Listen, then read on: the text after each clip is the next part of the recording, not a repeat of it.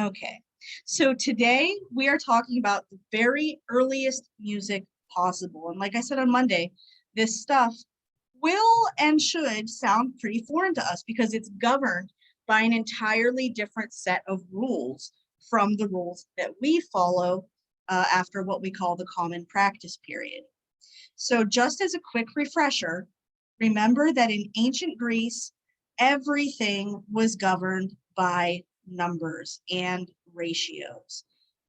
There was the belief that everything in the universe, from the macrocosm to the microcosm, could be explained using the numbers that govern its structure. So that's the mindset we're dealing with, musical and otherwise. In that vein, these ratios govern three types of music according to the ancient Greeks. There's musica mundana or universalis. That's the harmony of the spheres. That's the planets in line with each other. They all rotate. The stars, the sun, the moon, all of those celestial bodies are rotating in numerical relationships that reflect the intervals we hear.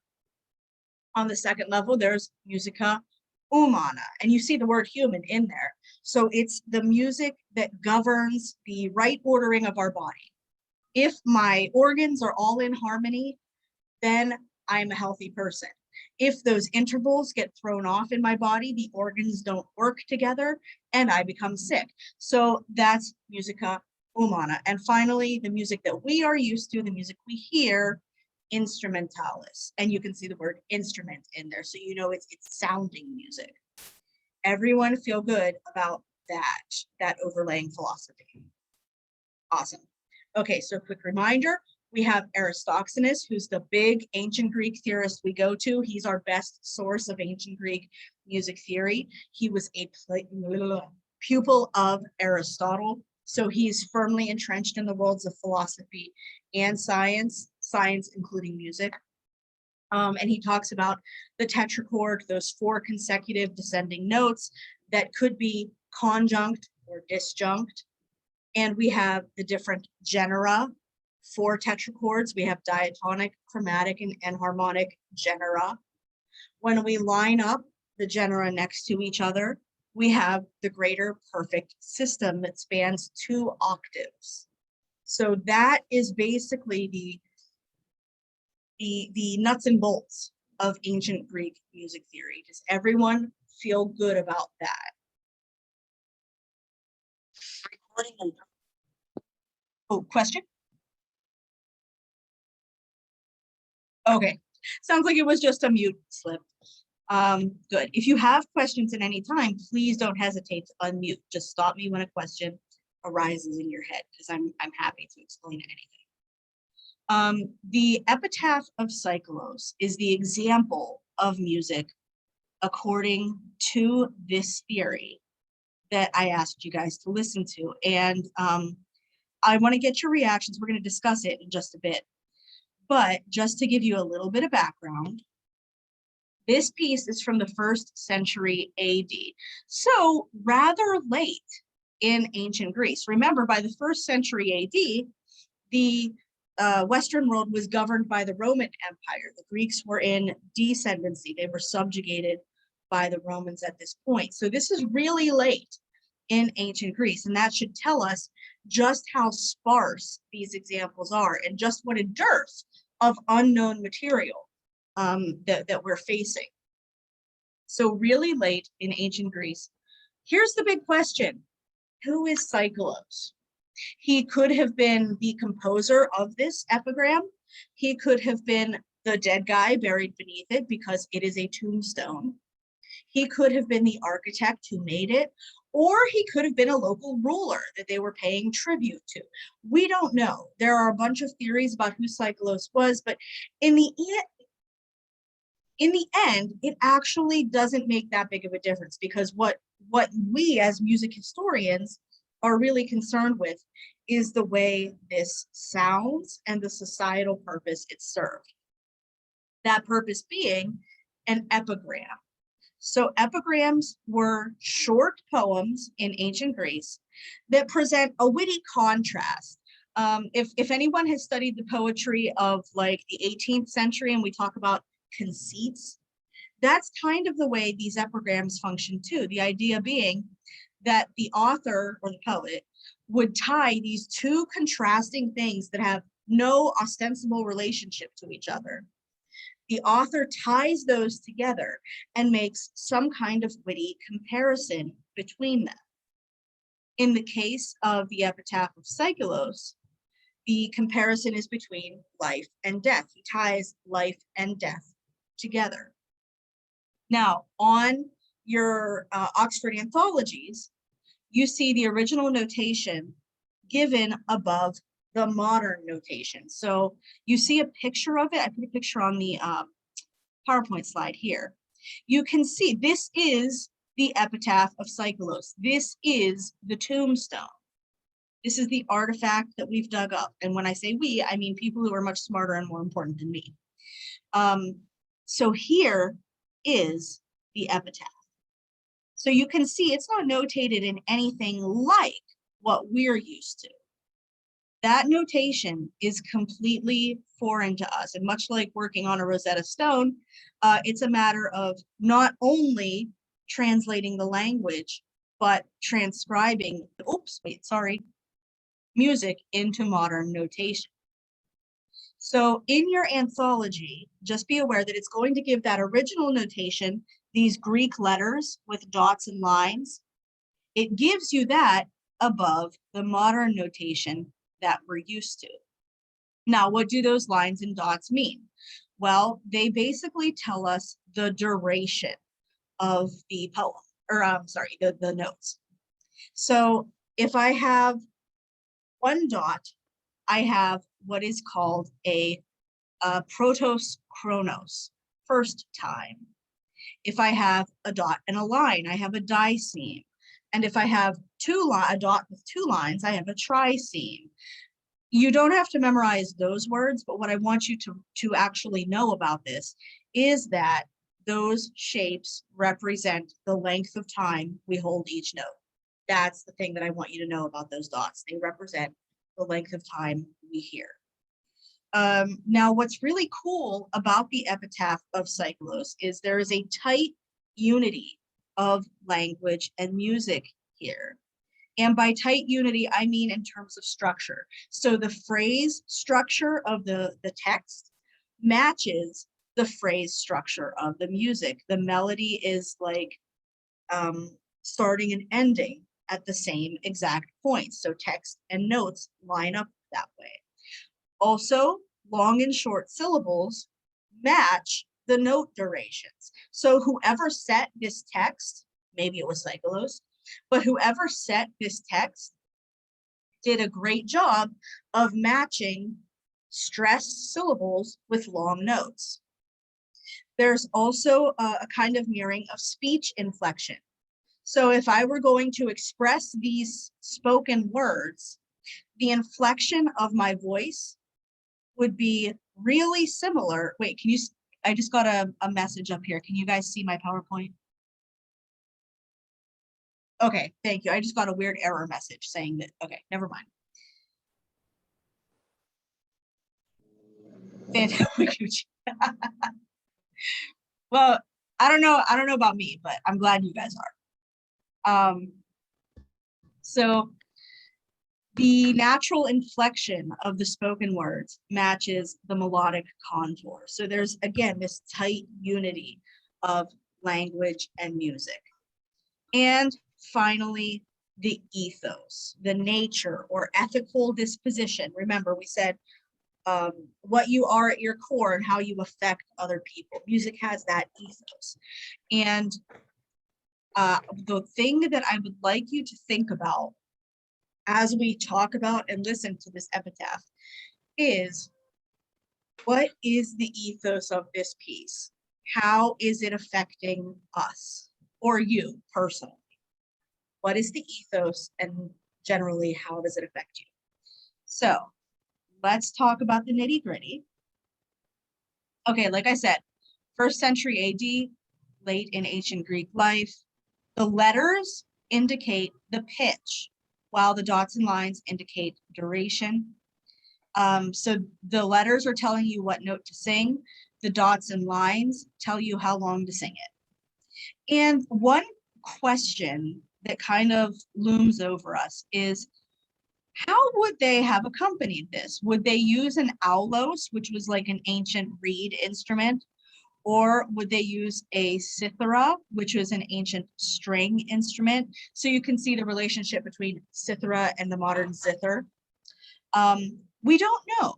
Maybe they would have just expected a solo voice to sing this. Maybe the instrumentalists would have accompanied themselves or been accompanied by those other instruments. We're not entirely sure. And that's the cool thing about realizing ancient music, is there are a lot fewer restrictions than with modern music. You saw the little stone up there, right? It's not a Mahler score. It's not telling us how many instruments should be there, and it's not splitting them up into harmony for us. They're just giving us a tune, and musicians can make that tune come to life in any way they please. So let's listen to it. And again, the question that I'd like you to think about while we're listening is, what is the ethos of this epigram?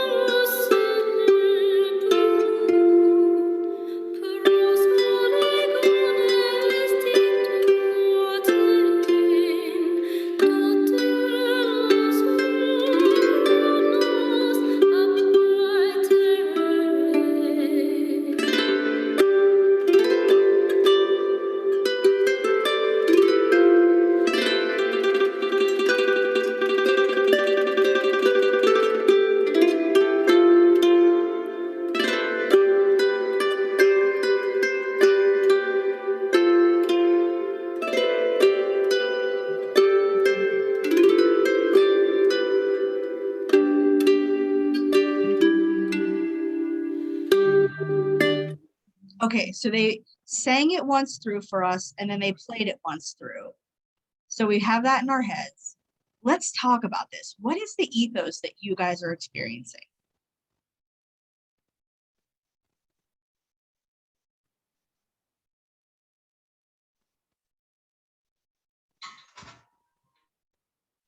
Anybody feel free. Like the emotion? Yeah. A huge part of that is emotion. So like, what emotion is this making you feel? I don't know, because it's hard to tell, like, I don't know, from just I'm because sorry, maybe my it's in cord. the, sorry, what?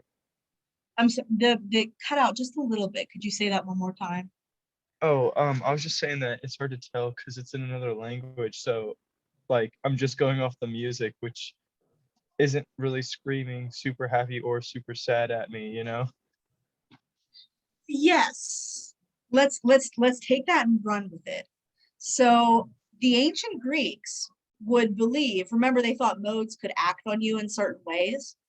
So the ancient Greeks would argue that the notes themselves will have that affect. And if they're not giving you super happy or super sad vibes, let's probe where it's taking us. And I see Perla said, kind of sad, Coraline. Yeah. Strange. Autumn. Let's go. I like that. Natural or neutral. Sorry, I read that as natural in my mind. Neutral but significant. Melancholy. Yes, yes. These are great words. So if I'm drawing a commonality out of it, we're seeing simplicity, right? Like the children's song, like Alexis said. Mildly sad, but not like outrageous. You're not at somebody's tombstone weeping and wailing. Now let's match that up with the text. So you have one translation in your textbook, and then I just put the translation that's on Wikipedia here because that was very easy to screenshot. maybe a little lamenting, overall happy. So we've got this mix. Absolutely. It's a Greek, yeah, absolutely a Greek dirge. When it's combined with the text, it almost feels nonchalant, like they're talking about death, but not in a way like we do in the modern day, where like it's a really big sad thing. They're just kind of like, oh yeah, he died, and that's what happened, you know? Well, not just him, right? Because what's the poem telling us? And Just life yeah, in general, like about everyone's life in general, just like, I mean, the text is basically just like you live, then you die, and that's what happens, you know? I feel like if we look at if we're looking at the poem and everything, and like if you look at it, it's saying like you're alive now, not so much to like, I mean, you're insignificant, like you're here and then you're not. It's more so of a thing like you're here, so do something with it. Like it's, I mean, shine, like be the best you can be, and leave a dent in the world if you can. And when you are gone, people will remember you, and it's your choice whether it's like how they remember you. yes. There's that agency there. That's exactly what we're pondering. And that I think is why we're getting this mixture of like, it sounds serious and a little bit heavy, but not mournful. There's this realization that, oh, I'm not going to be here for a long time. So I better make this little time that I have count. And I mean, the thing about ancient Greeks was they didn't conceive of heaven and hell the way our modern world does, right? There was no heaven for the ancient Greeks. They believed that everybody, good, bad, or otherwise, went to this, well, Hades. And Hades, again, not hell the way we understand it.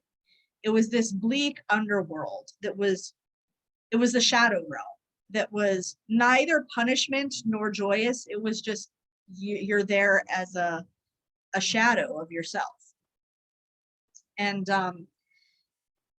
that would have affected the way they approach death, right? This idea that you're not in hopes of heaven or in fear of hell. You're just, well, I'm going to be a shade, I guess. So I might as well take whatever pleasure I can while I'm in the world of the living. That makes sense to everybody? Fantastic. Hey, thank you for a great discussion. I really love how many people chimed in and the depth of your insights. So yeah, please keep that up. That was great. So that's the epitaph of Psychlos. That's the ancient world that we're coming from. But like I said, we, obviously have modern adaptations of that. And Boethius, remember, was the guy who brought this into our, I don't want to say modern because like he's clearly early Middle Ages, but he brought it into the Common Era, the AD years. So before we start talking about the AD years, I just want to give you a few cautions. These are meta thoughts. These are things that I want you to think about, not just today, but for the next several weeks as we talk about early music. So a few cautions, what we are and aren't studying. We are only studying music that has been notated. In other words, we are only studying the things that were written down. And that can lead to a lot of misconceptions because music has probably been around for as long as human speech, if not earlier, but as an oral tradition. Prehistoric humans who probably had some kind of music had no notational technology to document it, so we don't know what their music sounded like. Likewise, these early forms of notation leave a lot to the imagination. They are not Mahler scores that give us every little detail. These are very sparse rough sketches of the sounds that would have been heard. So again, caution number one is that we are only studying what's been written down. Caution number two is that when we look at this, the music that we're going to talk about for the next, couple weeks, is we are looking at monophonic chant. Those are single lines of unaccompanied melody. One melodic line is being written down. And that is where the technology of music notation was in the early Middle Ages. They could not, even if they wanted to, reproduce or represent other details of the musical practice that humans actually performed. They did not have the grand staff. They did not have pages of multiple systems. They did not have rhythm. There was no way to notate rhythm. So we don't know what these aspects of their music sounded like. Also, keep in mind that we are looking at sacred music because secular music was not notated. Most secular people, in other words, people who were not clerics, people who weren't priests or nuns, were illiterate. Even nobles, for the most part, were illiterate. And so who's writing music down? The religious people. What music are they going to write? Religious music. So we are seeing a lot of sacred music now, not because secular music didn't exist, not because people didn't make music outside of church, but because they didn't write that stuff down.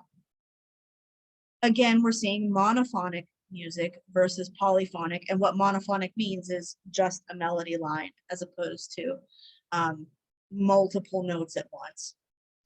We have a tendency to think that we're seeing vocal music, right? Because we're seeing chant. In reality, these melodies could have been played on any instrument. We think that we're only seeing Latin texts versus vernacular texts. But again, vernacular music making was a thing. It just wasn't written down. And so just also a couple refinements of definition.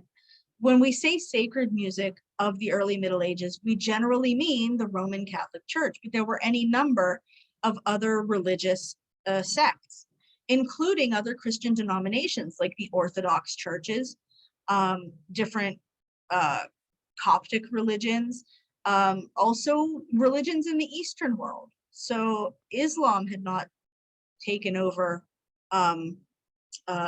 Arab thought yet, but there were a lot of other religions floating around the Eastern world that would have had their own sacred traditions.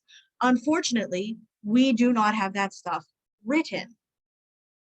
And so we are looking at the liturgical chant used by the Roman Catholic Church that got preserved by the Franks, whom we'll talk about later, very shortly. Another caution I want you to keep in mind is the functionality of music. People didn't sit around listening to concerts in the early Middle Ages. Music was always made for a purpose, whether it be dance, storytelling, some kind of participatory activity where everybody was contributing to the sound in some way. Whatever it was, people did not go to a concert hall, pay for their ticket to sit quietly through a performance. Music was very much functional. Okay. Everybody with me? I know that's like a lot of stuff to digest all at once, but is everybody with me?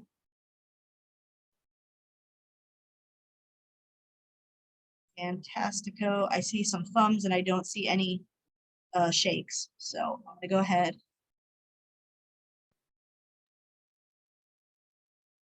Okay, now let's talk about these Franks that I mentioned and why they were important. So first of all, they were important to us as musicians anyway. For other historians, they're important for different reasons. But we as musicians are fascinated with the Franks because they standardized liturgical chant and the notation of liturgical chant. So when we talk about the first important figure in standardizing chant, we actually need to look at a pope called Gregory the Great. So he lived from 540 to 604. Notice very early on, like we're talking the transition between the fall of the Roman Empire and the early Middle Ages. So just think about how early Pope Gregory is in European history. Now, he was an important guy because he faced down invading Lombard tribes, so like Northern Germanic tribes, and he had to do that despite the desertion of his soldiers. Now, why do we care about this? Because he was known for diplomacy. And Pope Gregory the Great was a pivotal figure in respecting the balance of power between secular authorities in civil matters and Catholic authority in spiritual, religious matters. So he was a diplomat when among emperors, and he was a diplomat among many cultures. Why would that be important to us?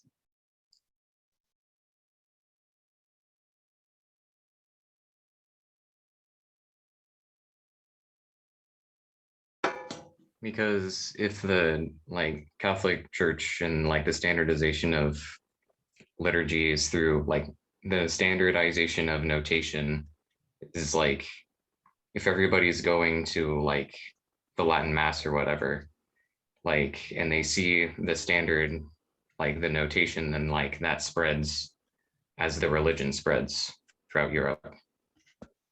Couldn't have put it better myself. Thank you, Mark. That's exactly it.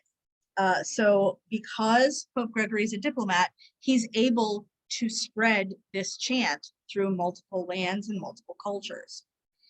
Primary among them is, and here come the Franks, this guy named Clovis.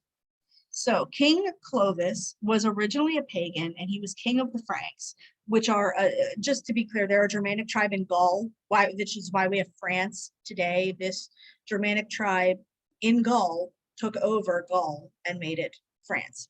So the Franks, and they conquered all of Gaul, and they established the Merovingian dynasty. Now, why we like Clovis, or why we care about Clovis, I should say, he converted to Christianity in 496 and united Europe under a Christian empire. So again, he, just like Pope Gregory is spreading Latin music through diplomacy, Clovis is spreading Latin music through violent war and conquest. A while later, we have Charlemagne.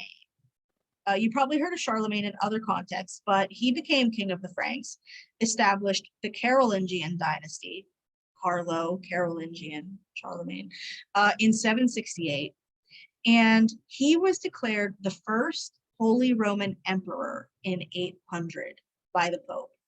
What does that mean? Well, it means now the Pope and the Emperor have a very special alliance. So while the papacy can use its diplomacy and cultural influence to spread music, the empire can spread its influence via conquest. And part of that mission of conquest for Charlemagne was standardizing and micromanaging control of every aspect of his subjects' lives. Charlemagne was a micromanager. And this also meant standardizing people's beliefs and practices through the exact way the liturgy was sung. So if you lived in Charlemagne's empire, he wanted you to worship a certain way because that meant you were under his control. It was very much a civil power grab. But that being said, it gave us an entire body of music that has influenced us in the millennia since. So the first type of Frankish chant that we should know about are the offices. And these are 8 prayer services that happen every day, 7 days a week, throughout the entire day. 8 separate prayer services are required of clergymen, not the lay people. Lay people did not have to participate in the offices, but clergymen did. And these 8 prayer services are matins, lauds, prime, terce, sext, non, vespers, and compline. Musically, these are important because they include, after every reading, a hymn and antiphon/psalm. We'll talk about what an antiphon and psalm is in just a bit. In fact, right now. The musical genre you need to know for offices is the antiphon. If I ask you sometime down the road, what is the musical genre that they sang at offices, you should say antiphon. So antiphon is a special type of chant that was used during the offices. An antiphon is a line of music chanted before and after a psalm. So for those of you who've seen the Bible before, you know what a psalm is, but for anyone who's not familiar with the Bible or even the Hebrew Bible as well, a psalm is a poem or song of praise to God. That is what the ancient Hebrews would have sung in prayer to God. So an antiphon is a line of music that the monks would chant before and after that psalm. It works as both an intro and a conclusion. They would have to repeat it. And the order of events for this would be that the monks sing the antiphon, then they would sing the psalm verses. Then after the psalm was complete, they would sing something called the Gloria Patri. That's for anyone familiar with modern prayers, that's the glory be to the Father and to the Son and to the Holy Spirit. It's also known as a doxology because it's a way of stating your belief and prayer in God. So they would sing the antiphon, the psalm verses, the Gloria Patri, also known as the glory be, and then finally repeat the antiphon. Does everyone understand that order? Antiphon, psalm right out of the Bible, glory be, short little prayer, antiphon again. Now, what's really cool about the way they would do this is the choir of monks would be split into 2 halves. Both halves would sing the antiphon together. Then each half would alternate psalm verses.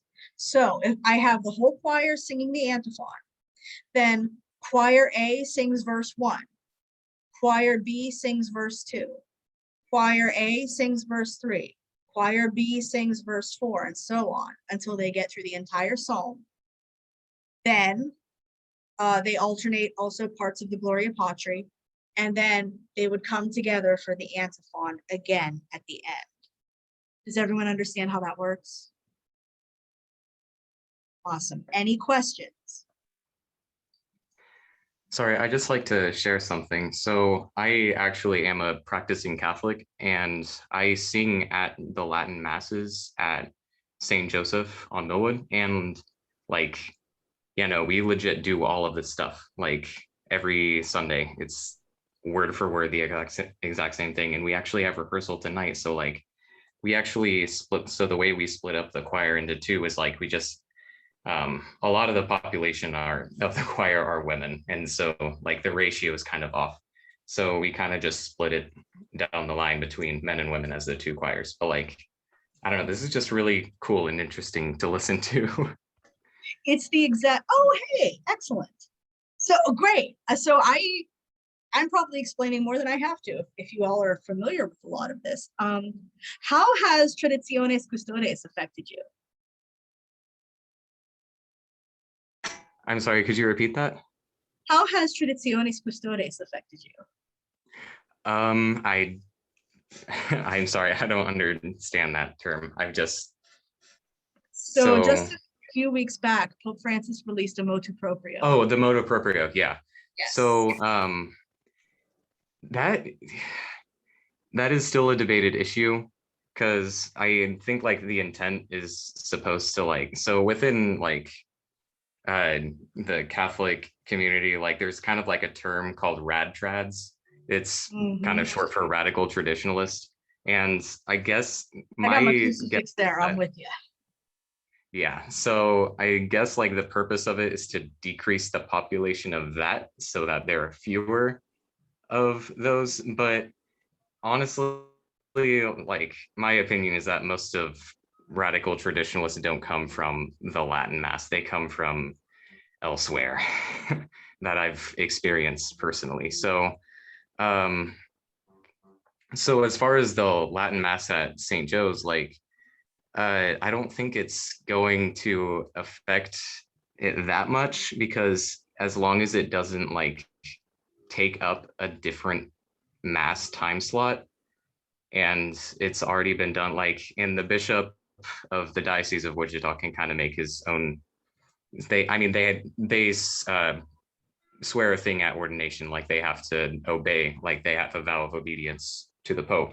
Um, but like there are some things where like I don't know, it's complicated, and there are some canon lawyers that say like no, the Latin Mass at St. Joe's can't be like he can't force us to like stop it, but I don't know. It's a complicated thing that I'm not an expert on. So So Andres asks for a little bit of background here. So Andres, when Pope Benedict reigned, he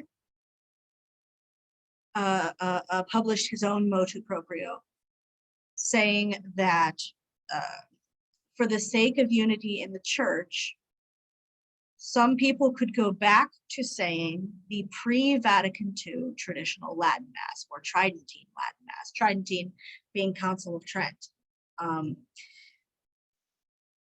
And Pope Benedict's intent with that was to welcome more traditional worshipers into, hi friend. See, I see Jake's. So Pope Benedict's intent with that was to welcome traditional and varied forms of worship. What has happened in the decades since is that the rad trads, as Mark pointed out, have become what we call sede vacantists, who argue that there is no valid pope after Vatican II and that everyone after Vatican II has been a pretender. The Novus Ordo or New Order Mass is invalid, and the Tridentine Latin Mass is the only valid rite. So Pope Francis, to curb that schism, which is that impulse to schism, has ordered that there are additional, we go back to the Vatican II restrictions on the Tridentine Latin Mass. That's it in a nutshell. But yes, excellent. So the bottom line is this order should sound familiar. If you are a working church musician or a worshiper, then this is the exact same thing you're already used to. We're just putting some new vocabulary words with it. Another thing to be aware of with offices is that they occur according to what we call the calends. And that should sound familiar. It's a cognate for calendar. Now, each local parish, I apologize, my power strip is not working. Each local parish has a calendar of figures and celebratory dates that they celebrate in liturgy. So saints that they honor, holidays that they mark, things like that. So those particular feast days or solemnities would be part of the liturgy. You had to celebrate the feast day in your liturgy. So that affected what antiphons you sang. Now, the big boy of medieval worship, and actually, I mean, still today, if you are a Catholic, the big boy of worship is the Mass. So this is the highest form of liturgical worship in the Catholic Church. It is the most sacred event and involves two, not one, but two categories of music. The first category is the Mass Ordinary. That is the parts of the Mass that are the same each day. The Mass Ordinary does not change. The other category is a Mass proper. Those are the parts of the Mass that are unique to each day. They are different every day. So does everybody understand what the difference between ordinary and proper is? Any questions at all? Okay, so you can follow along on page 13 of your Oxford History. That gives you a really nice little neat chart with all the parts of the Mass laid out. But the quick and dirty of it is the Mass ordinary, so the parts that are the same each day, consists of 5 parts: the Kyrie, the Gloria, the Credo, the Sanctus, and the Agnus Dei. Those are the same each day at every Mass. So these chants begin with what we call an incipit, literally meaning beginning, which is intoned by a soloist, usually the choir master. And just a couple things to know about the Mass ordinary. The Gloria is usually the most florid and melismatic section of the ordinary because it is a complete celebration. The Credo is usually the most syllabic, in other words, 1 note per syllable. That's the most syllabic chant because the text is so long. The Credo, literally, I believe, is a long prayer stating every belief of the Catholic, or summarizing, I should say, every belief of the Catholic Church. So it's a long prayer. If you have a long prayer to set, our peeps, yep. Room for the Living. I have, that's on my listening list. I have to hear it. I heard it's glorious. But it's incredible. I heard amazing things about it. I heard you guys did a fascinating job.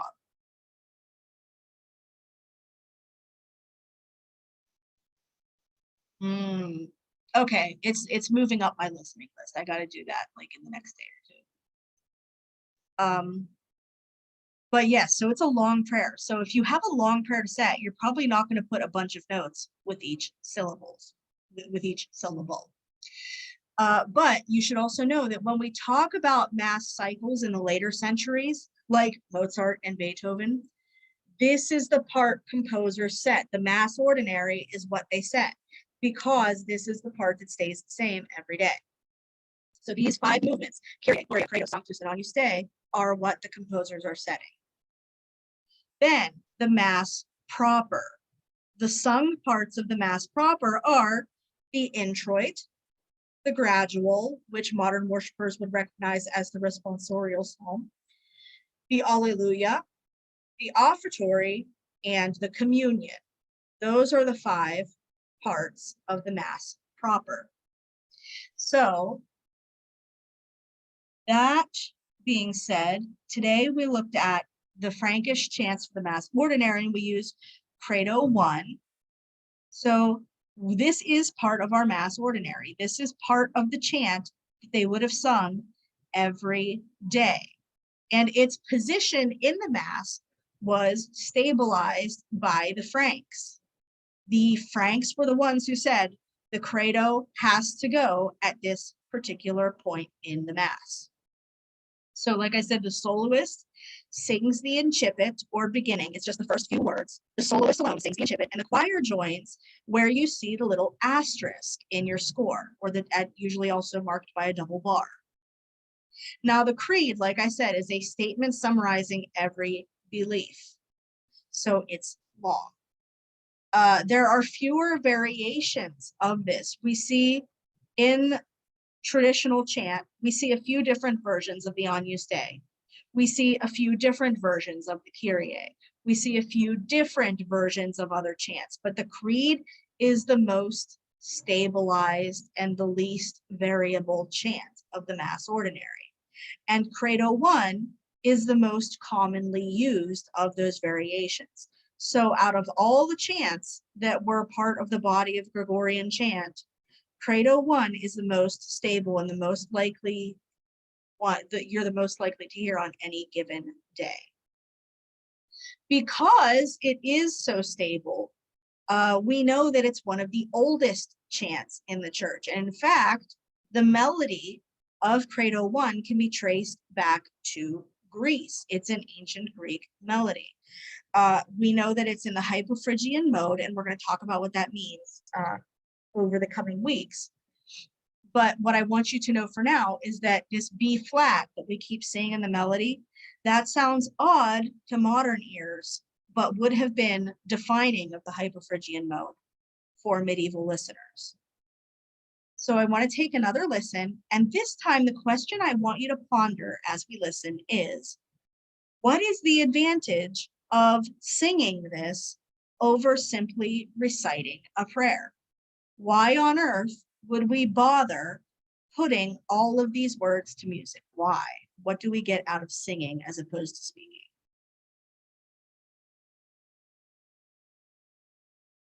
Credo in unum Deum, Patrem omnipotentem, Factorem caeli et terrae, visibilium omnium, et invisibilium. Et in unum Dominum, Iesum Christum, Filium Dei unigenitum, et ex Patre natum, ante omnia saecula. Deum de Deo, lumen de lumine, Deum vero, de Deum vero.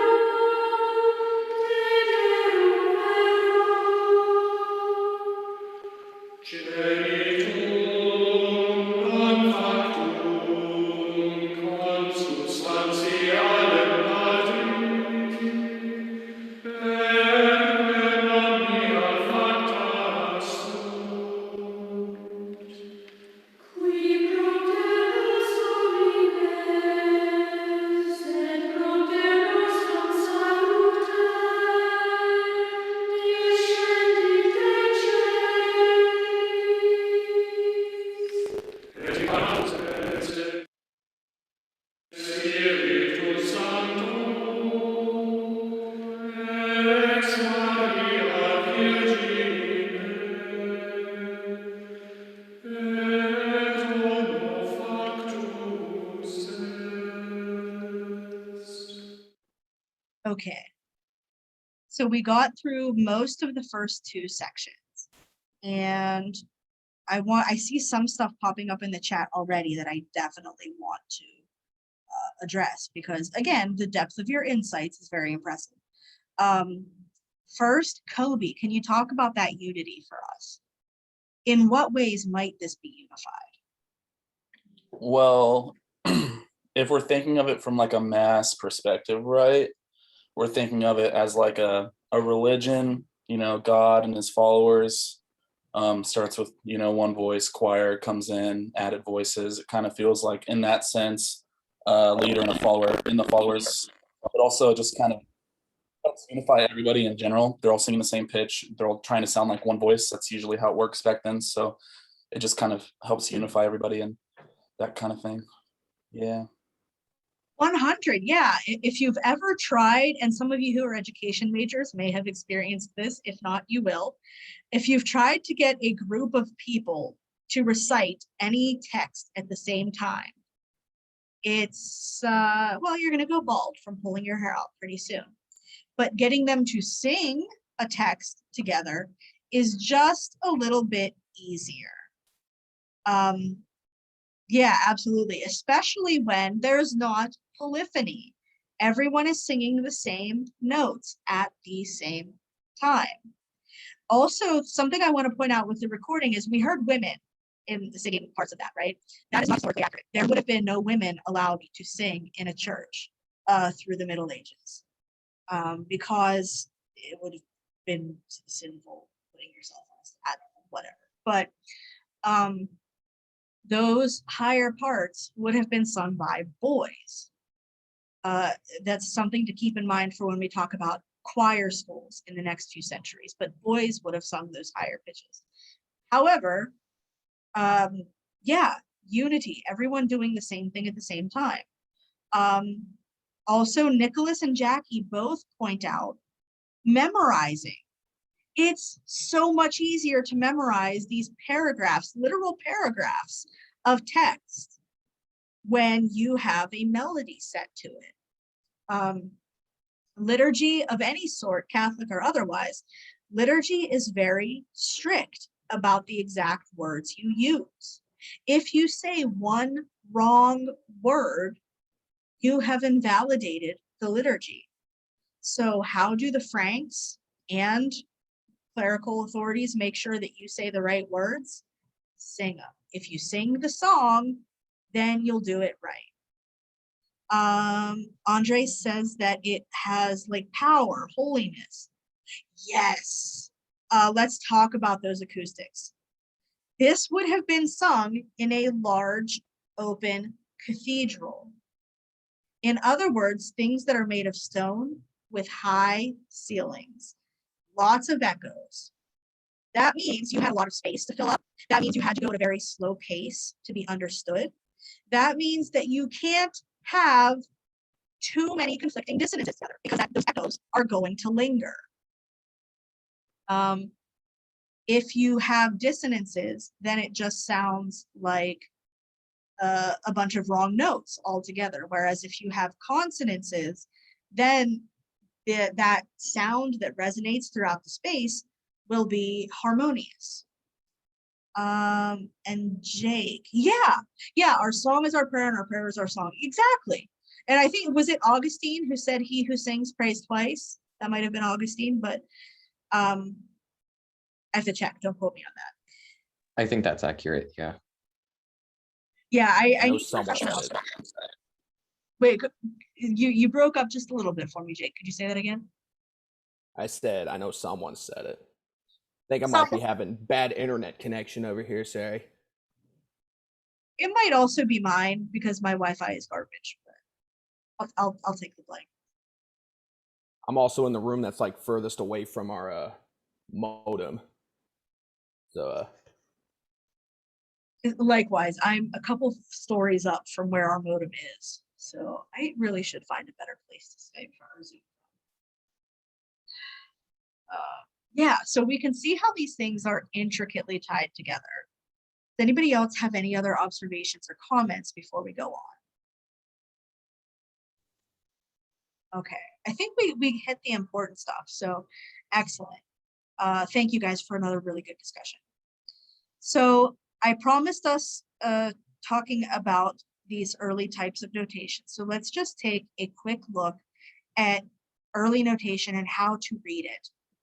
So the earliest music that we see from the Middle Ages, not in ancient Greek, of course, because we talked about what ancient Greek notation looks like. The earliest medieval music is written in what we call pneumatic notation. Pneum meaning breath or air. Like when you have a pneumatic drill that relies on air pressure, pneum, same thing.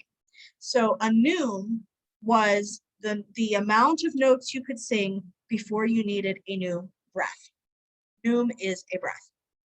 So pneumatic notation shows us the notes we have to sing with each breath. And you can see in this picture here, this is pneumatic notation. They're really just squiggly lines above the text that gave you a general and vague representation of the melodic contour that your voice was supposed to take. Notice there's no concrete information about intervals or absolute pitches. It doesn't say start on A. It doesn't say sing 1/4. It doesn't say anything like that. It's a squiggly line that tells you the contour. And it's really only for vocal music. You really can't play an instrument using pneumatic notation. And for that reason, it originated with monophonic liturgical chant. Then Guido d'Arezzo, or Guido of Arezzo, however you say it, came along. And he's this pivotal figure around the turn of the second millennium. So around the year 1000, we can really see his influence. And what he did, well, He was primarily a pedagogue, so teacher. He invented a whole system to teach sight singing using what we call solfege, what he called solmization. They're slightly different things, but it's the same idea. And he invented this system to teach sight singing using solmization based on the chant Ut queant laxis. And he did this in his preeminently important book that you should know about, the Micrologus. This Micrologus is the single most famous treaty after Boethius. It was the first treaty to discuss both plain chant and polyphony. So it gives us a complete picture of contemporary music practice in the time of Guido d'Arezzo. This work became the basis of music in universities for centuries. Guido d'Arezzo, as an individual, did more to shape music education in the early 1000s than any other human. And the way he did this was by creating what we call heighted neumes or diastematic notation. You don't have to remember the fancy word, just remember heighted neumes. So what that means is he added lines to these neumes to make a staff. The staff that we even use today is a vestige of Guido d'Arezzo. I can't even talk. He used these lines, these staves, to show discrete intervals between pitches. So now we know how far to move between pitches. We still don't have rhythm, or for that matter, absolute pitches, but now we know how far up and down to go. That brings us to quadratic notation. Cooperate with me, please. There we go. We call it quadratic notation because, as you can see, the note heads are all squares. They're not the dots that we're used to now. They're not circles. It's quadratic. It's squarey. Now, quadratic notation was not one big monolith either. There were regional variants. So quadratic notation in Paris looked different from quadratic notation in Wittenberg or quadratic notation in Burgundy, whatever. You know, you had regional variants that scribes wrote the notes their own way. But fast forward ahead to the 19th century, and we get what we call solemn notation. Solemn notation comes from a monastery in, you guessed it, Solesmes, and it was a project by the monks of Solesmes to standardize and make more accessible these medieval notations for modern liturgical use. And again, this is a modern thing if you call the 19th century modern and compared to the year 1000 would. So the 19th century monks took those neumes and those earlier squiggles, they took those and put them into what we call solemn notation. Notice the rhythmic interpretation is still up for debate. And trust me when I say musicologists get together every year at conferences and have very heated arguments about how long certain notes should take. Kind of ridiculous, but I mean, we're musicologists, everything we do is. So this is the standard that we use in the 21st century for reading this repertoire. The principles of how to read this. Let's talk about, oh, also, sorry, musica ficta. Musica ficta meaning chromatic notes like flats and sharps. Notice that nobody wrote in flats and sharps in the Middle Ages. You as the singer were expected to know when to apply them. You either did or you didn't. It was kind of your choice. I know, I see a look of horror on Jake's face right now, and I agree. It can sound horrifying sometimes, if not everybody agrees when to apply flats and sharps. But the composers weren't writing it down. That was left up to the singer. So we still argue about it. Okay, now how do we read this stuff? The first thing you have to do is determine whether the clef is a C or an F clef. Believe it or not, this is the easiest part because you know how today we have a lot of lots of squiggles and dots? They didn't do squiggles and dots. They wrote C or F on the line that they wanted. So in this little bit of the Liber Usualis, that's the book published by the Salem monks, here's my clef. Does that look like a C or an F to everybody?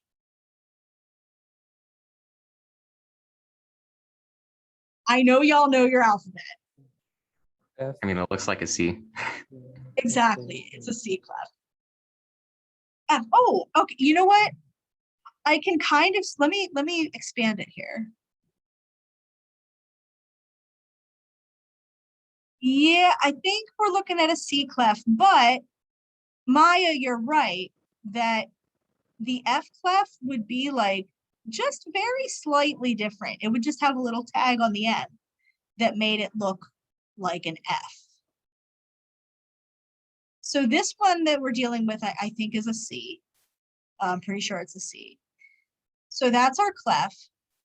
Similarly, to find an F clef, we would look in pretty much the same spot. We'd look right at the beginning of the chant. Just like our modern clefs, the big H, yeah, it kind of also does look like an H, I can see it. But I think that might be the top line of the staff coming in and intersecting. Okay. Guys, this is like the worst Rorschach test of all time.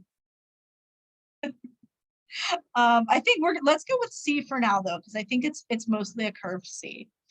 I think they're looking at the character that starts the line. It's kind of confusing because the L is capitalized, but the word is Alma.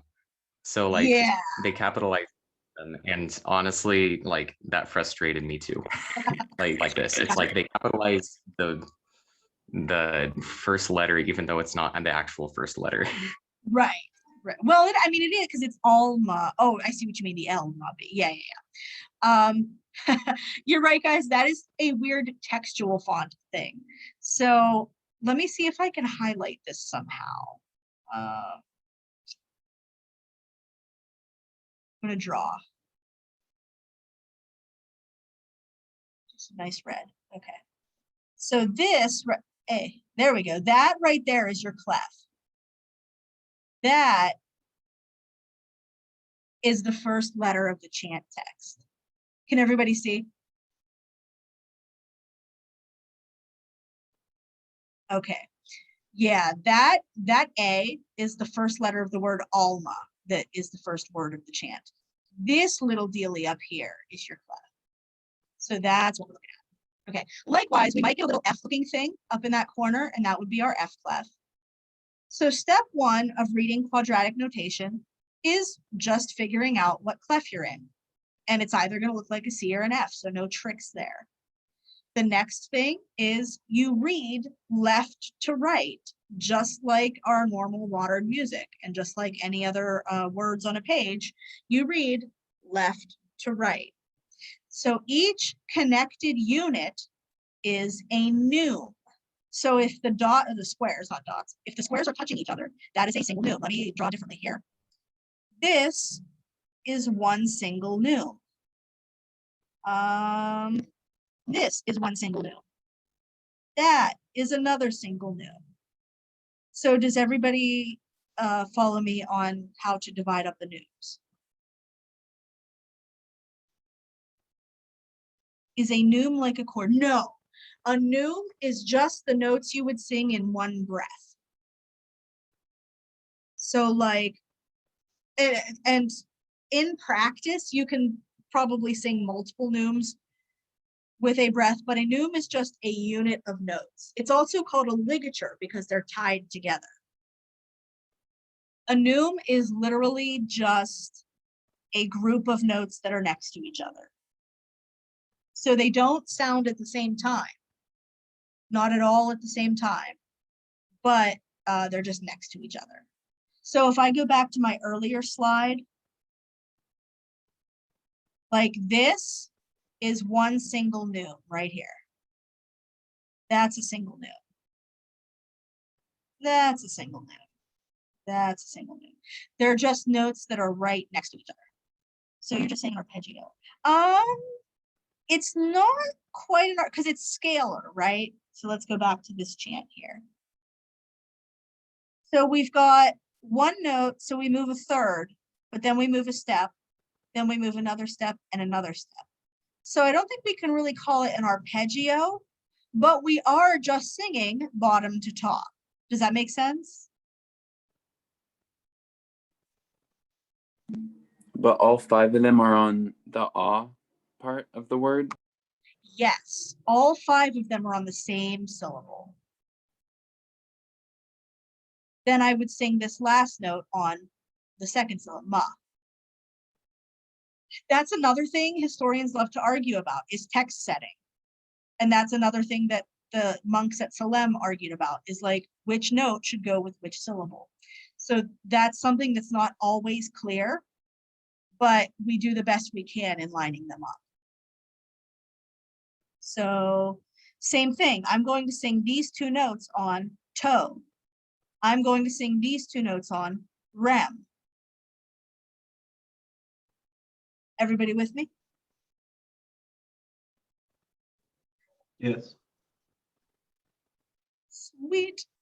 So the next thing, we know we're reading left to right. When 2 or more squares are stacked on top of each other, sing them bottom to top. So this is something that's not quite intuitive for us. But if I'm looking at that syllable there, would you guys think I sing the bottom or the top note first? Can be the bottom note first. Exactly, bottom note first. Whenever you have notes that are stacked directly on top of each other, sing bottom to top.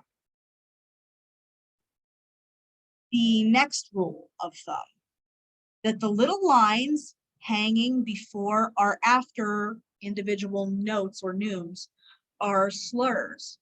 This is another thing historians argue about. Well, how far do we slur? How is that a slur or is that just part of the note head? We can argue about that all day. But a general rule of thumb is that the little lines before and after, if you have little squigglies hanging off, those are slurs. And the final thing that you should know is that this little note at the end of each line, so like this guy right here, let me get a different color. I haven't used this yet, great. So like this right here, oh, that's a pencil, that's gross. This right here that we see at the end of the line.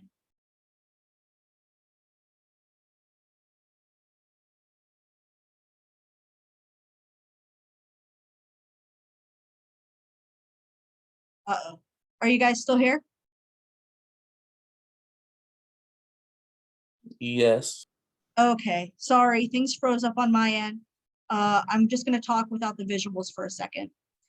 That little thing at the end of the line is not an actual note. It's what we call a cursus. So it's, you don't sing it, it's a warning of what pitch the next line starts on.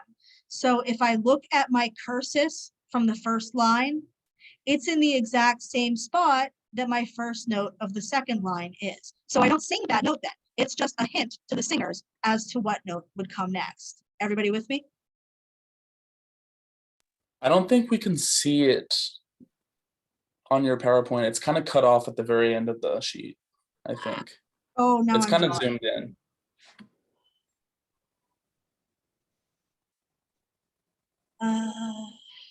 Yeah, I think it's zoomed in just a tad. Okay, let me That's try, better. let me adjust my view here.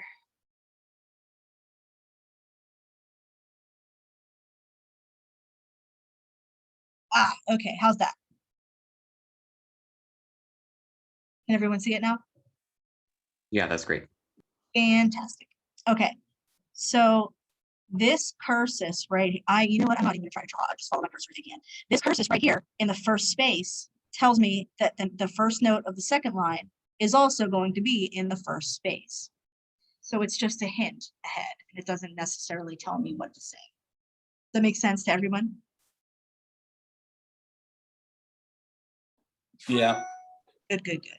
Okay, so with the last couple minutes we have, I just want to try practicing, translating, if you will, a couple of these chants as a group. So let's talk through with the couple minutes we have left. What clef am I looking at with this antiphon? C. C clef, C. right? There's my C. Perfect, good. And I see multiple people popping C in the chat, so I feel like we're all on the same page. Fantastic. So that means any note on that top line is a C. Anything on the fourth line is going to be a C. Okay, it was another C. Fantastic. Okay, so we're in agreement that that's our clef. Let's read left to right, just like normal. If this line is C, what is my first note? Would that be F? F. F, exactly, because it's a fifth below. So if this is C, here's my A, here's my F. That makes the second note E? E. E, exactly. Sorry, I'm trying to balance back and forth between the chat and seeing your faces and seeing the chant. Okay. Okay, it's a quarter till. Let me just do one last noom here. What are the notes of this noom? C and D? C and D, exactly, because I'm going bottom to top. And really, because this is connected, I should probably include the B below it. So B, C, D. Okay, thank you all. Any questions before we wrap up today? I have one quick question. So the questions that we're supposed to ask, no, not ask, answer 2 times a week. Are you going to send those to us in the next couple of days, or where can we find those? They're posted on Blackboard under each day's course module. Okay, cool. If anyone has trouble accessing them, just let me know. And those are due on Friday? Or, No, those are due by like 9:30 on the day of class, so that you're ready for oh, discussion. so today? Yeah, due before. No, the there start of were the none for class. today. They're starting next okay. month. Okay. Awesome, thank you. Awesome, awesome. I had a quick question. Absolutely. Where are the recorded lectures being posted? I have a YouTube channel. I did not put up Mondays yet, and I apologize for that, but No, I'm no, going that's to put okay. them up on the YouTube channel. Okay, awesome. Thank you. No problem.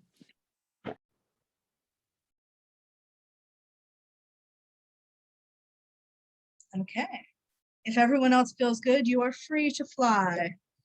And I will see you. Have a good weekend, everybody, because I won't see you before the weekend, but stay safe. I'm gonna catch you real quick right after class. Absolutely. In fact, you know what? Why don't I? Thank you, Trey. I'm going to go ahead and stop recording so we can. I feel like I should know. Ah, here it is.